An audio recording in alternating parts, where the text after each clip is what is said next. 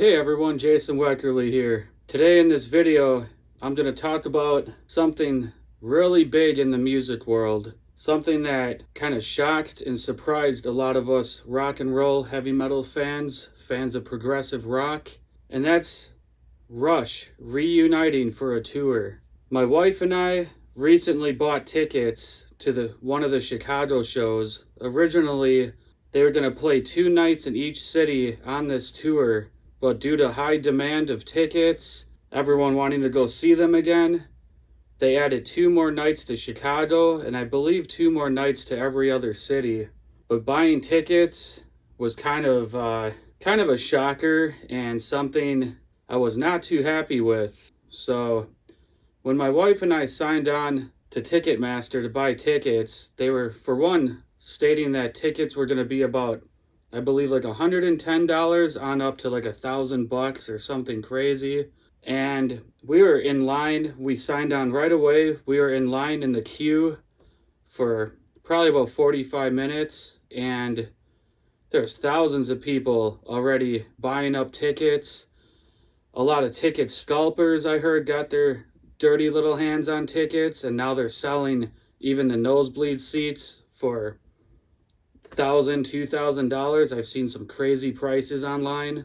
But my wife and I, we got a couple tickets in the bleachers, but off to the off to the side, not too far away from the stage, but still far enough away from the stage to feel like what we paid is crazy. We paid about $750, almost $800 when you're talking the concert tickets, the fees for the tickets, like the venue fees, the parking, ticket insurance. I mean, we bought ticket insurance just in case, for whatever reason, whether it's health, maybe someone dying that we love, I mean, anything, a car problems, weather, whatever, we weren't going to not have ticket insurance. And after all was said and done, it was about $750 to $800 for 2 freaking concert tickets. Probably the most, I think it's the most we've ever paid. My wife and I just got to see David Gilmour of Pink Floyd last October at the Hollywood Bowl. And that was the most we ever paid for a concert. And that was about, I'd say about $450 to $500 for both tickets. And that was David Gilmour of Pink Floyd. I mean, that was expected. Pink Floyd's one of the biggest, most highly demanded bands out there. But Rush has a very loyal fan base. I've been a fan ever since I was a child. I mean, you're going back to ever since I can remember hearing music. Rush has been a part of my life. My dad, when he was still alive, he passed away 20 some years ago now, back in 2003. But he got me into albums like 2112, Hemispheres, Permanent Waves, All the World's a Stage, Caress of Steel, Farewell to Kings. I mean, he was a huge Rush fan. He got to see him back in the late 70s, early 80s a few times. And I mean, I have always been in love with the music of Rush. Personally, I'm more of a fan of Rush when it comes to their 1970s, early 80s musical output. But every single Rush album has a few hidden gems on each album. I mean, I just started getting into some of the later Rush a little bit more now that I'm older. But I never used to get into like the keyboard driven mid 80s, early 90s Rush. I mean, they were never really the same sounding band album to album. They always did something different. They always did something new and exciting. They incorporated the latest technology in studio, in recording studio techniques and technology, musical instruments, synthesizers. I mean, I've been in love with their music right from the beginning of my life. I mean, my dad raised me on Pink Floyd, Rush, Black Sabbath, Led Zeppelin. I mean, the Beatles, a lot of good music. And Rush is one of those bands that I'll never grow sick and tired of. They've deeply inspired me as a musician, a guitar player. even a bassist. I love playing bass guitar, and Geddy Lee is my favorite bass player. So I wasn't going to miss seeing Rush because I've never got to see them in concert. Unfortunately, every time they've come to town, I was I had to work, I was out of town, I didn't have the money to go see them. I mean, it was always something, and I always thought, "Oh, next time, next time. They'll come back to town, they'll tour again." But then Neil Peart died, and that was very sudden, very shocking back in 2020. And well, the rest was history, I thought. And I I've been living in regret not going to see them. I still regret not seeing them with Neil Peart, one of my favorite drummers of all time, but I'm feeling really blessed that my wife and I get to go see them down in Chicago next year in 2026. The price of tickets was ridiculous. It felt like robbery. It was out of control. I don't know why venues, I don't know who's charging these prices. Venues, ticket sellers, I don't know. But someone's always got to have their money. Someone's always got to have their hands in someone else's pocket. And it felt like robbery a little bit. I mean, I know we're going to probably really love and enjoy the show as long as we're around fans and people that aren't overly rowdy, drunk, annoying. I mean, we've had some concert experiences with drunk people spilling beer on us, blurting out the songs, talking over the music, just really stupid people that can really ruin a show. And when you're paying big money for concerts, you don't want to sit there and deal with idiots in the audience. I don't mind people cheering. I don't mind people singing along. But when you got people spilling their beer on you, starting fights, talking over the music, I mean, some people are really something else. But I know we're going to enjoy the show. But the price of the tickets was outrageous. And now all the stupid ticket scalpers, the hustlers, they're making big bucks off of even the nosebleed seats, like I was saying earlier in this video. It's really, really ridiculous that every time there's a concert, there's not more laws, more protection, making these ticket scalpers, pay the price in jail, higher fines, whatever it needs to be. I mean, even limiting the amount of tickets you can buy, whatever. But right away, the ticket scalpers bought up massive amounts of seats, and they had those tickets on sale within an hour, selling them for double, triple the price, because they know some of us Rush fans are fanatical and will pay top dollar. But when I was in the queue and it was my turn, it was my wife and I's turn to buy our tickets, we almost pulled the plug on the whole idea because we're like, holy crap, all these seats are sold out. All there is are the $1,000 seats in the front or on the ground. I mean, ground level, even far back, you were paying $500, $600. We were seeing tickets up to $900, even back on the bleachers pretty much. I mean, as soon as those tickets were bought, they went up in price right away. And it's just crazy to me that even though it's Rush, they're legends, they deserve all the respect in the world.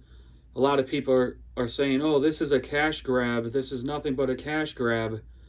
Kind of hard not to feel like that. I mean, they better bring their A game, their best performance, because this is the most I think any of us have ever paid to see almost any concert in our entire lives. And especially to see Rush. I did not see these ticket sales or these prices 10 years ago, 15 years ago, 20 years ago. It was never like outrageous prices. So if you guys get your hands on any tickets, feel very lucky. They sold out right away.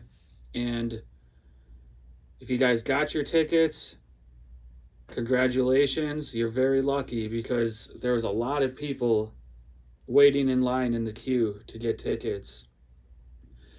I mean, I don't know what else to say. I'm really excited to see the band. I'm hoping to see them perform a lot of stuff off of Hemispheres, Permanent Waves, Farewell to Kings. But I'm really excited to see their new drummer, Anika, perform with them. I've been looking up a lot of videos and I'm just completely blown away by her drumming skills, her sense of rhythm, time signatures, the type of drum fills she plays. I mean, she is a worthy person to fill Neil Peart's shoes in Rush, and those are big shoes to fill. But she's got what it takes, and I can already see that. I mean, she's a 42-year-old woman from Germany who's been drumming for about 35 years. She drummed for Jeff Beck in his band before he passed away, and I think that's how Rush found out about her, but I'm looking forward to seeing what she can do with them. I'm wondering if they're going to record any new music in the future, a new album with her, possibly. We don't really know what the future of Rush holds, but I'm really happy to see that Geddy and Alex are back together. They've been best friends since they were kids, since they went to school together. I mean, super funny guys, very down-to-earth, sweet guys. I'm hoping they bring their A game to this tour and we get our socks knocked off, because we paid big money for this tour, and being the first time I've ever seen them in concert, I'd hate to see too many mistakes or be disappointed, but they're up there in age now. I'm not expecting them to play the way they did when they were 20 years old, 30 years old, but I'm really excited to see Geddy and Alex for the first time in concert, since I've been following their music my entire life, and looking forward to seeing what the set list is going to be and seeing what their new drummer can do. Really looking forward to seeing how she plays Neil Peart's drum beats, his fills, wondering if she's going to do anything of her own with the songs, but rumor has it they're going to bring one or two more musicians on tour with them to complete the band lineup, so that Geddy and Alex can be in the front of the stage, more interactive with the audience more. But I'm hoping to see Geddy Lee play a lot of keyboards too. I've really wanted to see him sing, play the bass, play the keyboards, the bass pedals, or the Taurus pedals, whatever. But I'm sure the show's going to knock our socks off. As far as the page Rockin' Bios and Reviews, I haven't gotten a video out in a couple months. It's been really a busy, hectic summer and early fall. I've been on vacation. I got sick and dealt with some health problems recently. Dealt with a couple deaths, people dying in my life, and I also run a fishing page called Weckerly Outdoors. If you guys fish, if you're into like vacation vlogs, fishing, outdoor related stuff, I even throw in occasionally, like on occasion, if I'm fishing in a town or a location that has like any true crime, paranormal stories, any cool history, I might throw some of that in my fishing videos. But I've been running that page for about 3.5 going on 4 years or so, and it's a lot of work, a lot of stress. It takes a lot of dedication to run a YouTube page, a lot of time editing, filming, trying to build an audience, and that's why I hope you guys subscribe to this page. You guys hit the like button, keep up with my videos. I'm going to try to get out more content on this page. I'm kind of seeing where it takes off, where it goes. Not sure if it's ever going to take off or not, but I thought I'd give myself, or give music a try, because it's my favorite thing next to fishing, and something I'm talented at, something I'm very interested and knowledgeable about. I study music.